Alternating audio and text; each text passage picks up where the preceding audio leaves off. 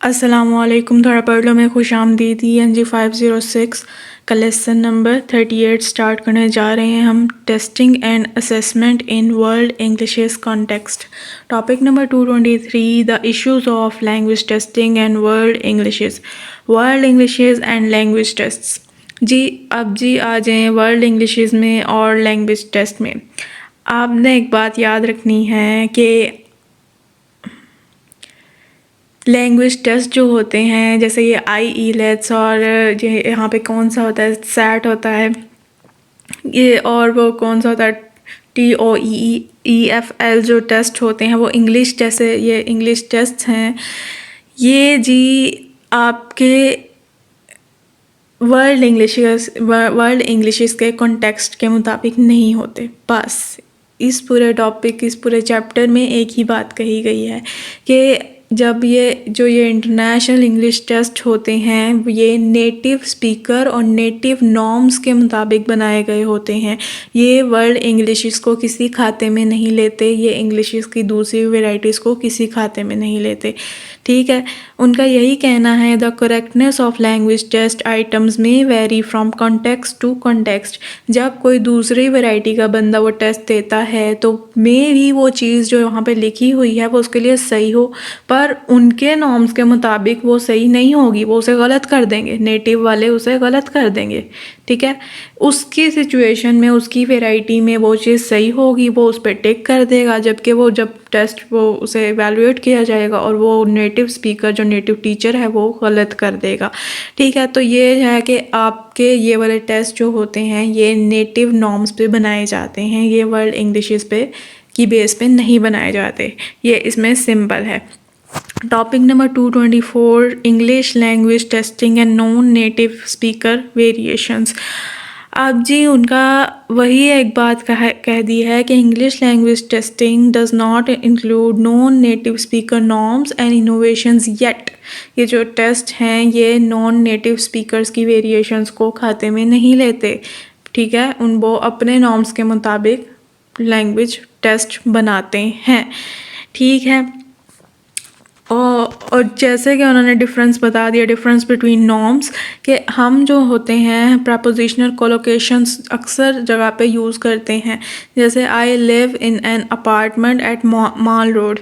ठीक है, कि तो ये जब हम इस तरह टेस्ट देने चले गए और वहाँ पे हमने इस तरह का जुमला देख लिया और वहाँ पे हमने टिक कर दिया तो जी वो अगला तो गलत कर देगा। तो ये जी ये सीन है।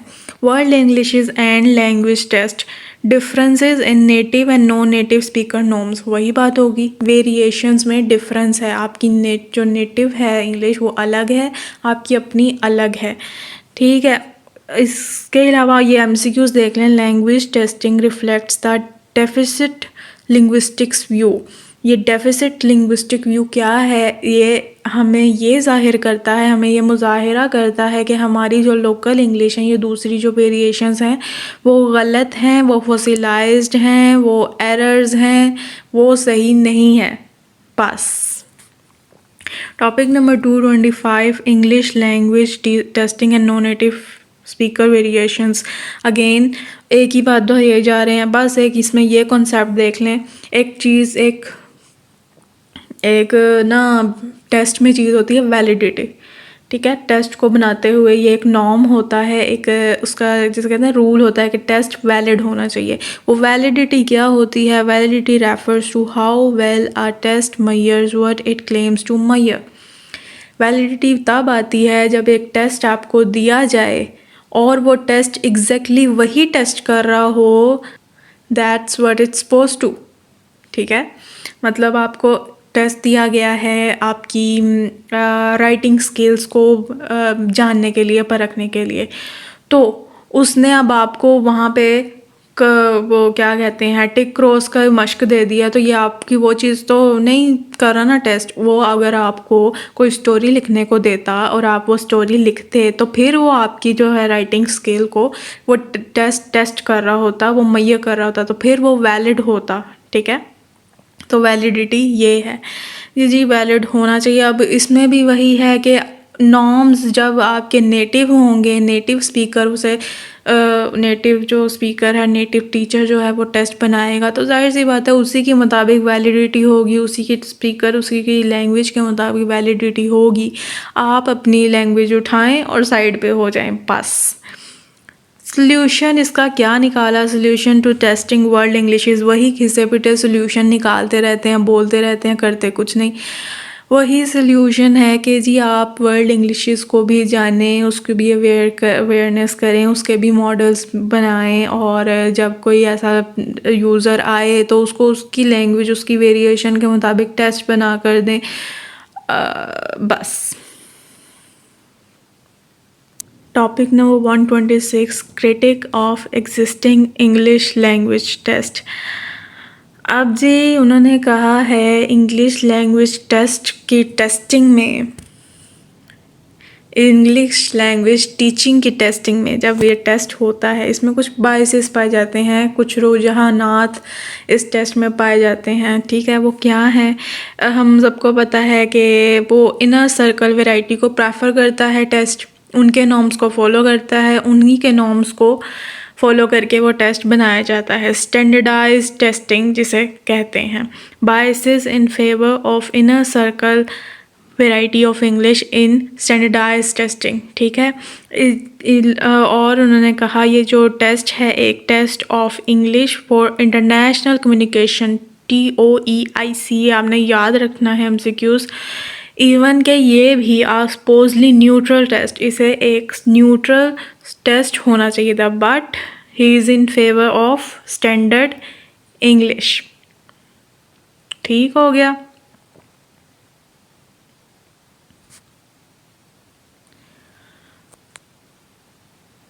Topic number 227, critic of existing English language test. अब जी उन्होंने कहा कि ये जो ELT है ना, इंग्लिश लैंग्वेज टीचिंग की जो क्लास होती है, इसमें जो टीचर्स होते हैं, जो प्रोफेशनल इसमें सो कॉल्ड पाए जाते हैं आपको सिखाने वाले, इनका क्या है मामला, क्या इनका जिसे कहते हैं ना अलमिया क्या है?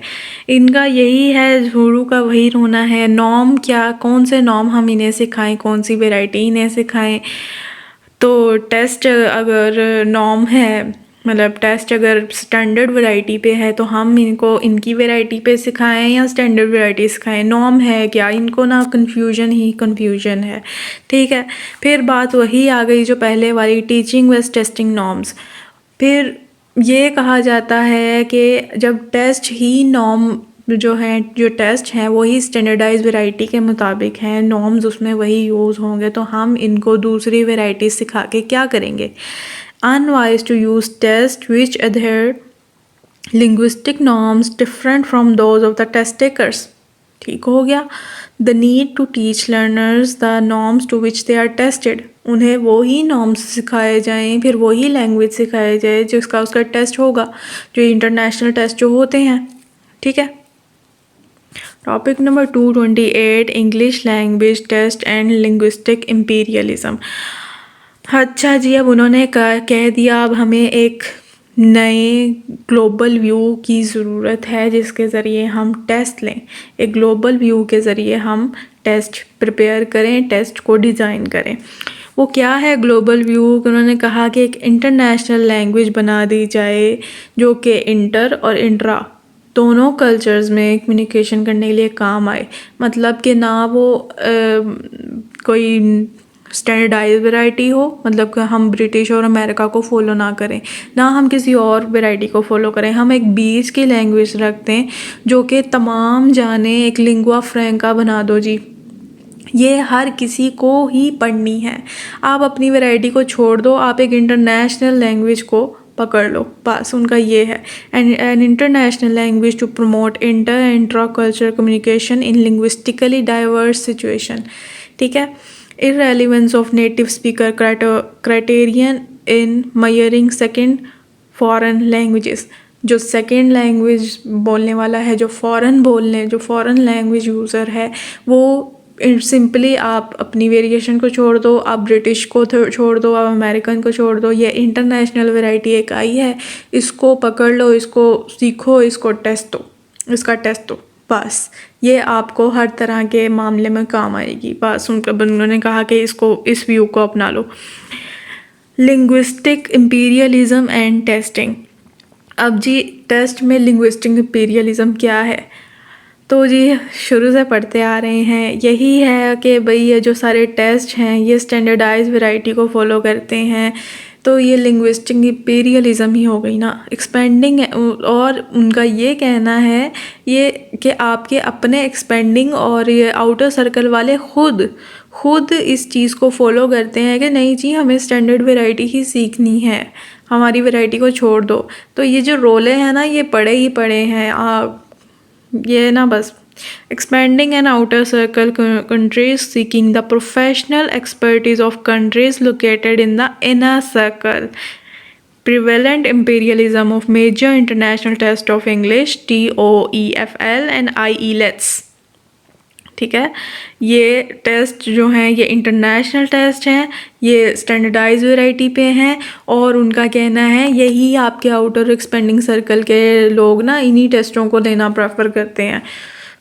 तो पता नहीं किस बात का फिर रोला है। अब जी उन्होंने वही बात कर दी, the purpose of EIL in English as an international language is to facilitate communication amongst native and non native English speaking countries. ठीक हो गया, इसी के साथ हमारा लेसन ख़त्म। अपना ध्यान रखें, दुआ में याद रखें। अल्लाह हाफिज़।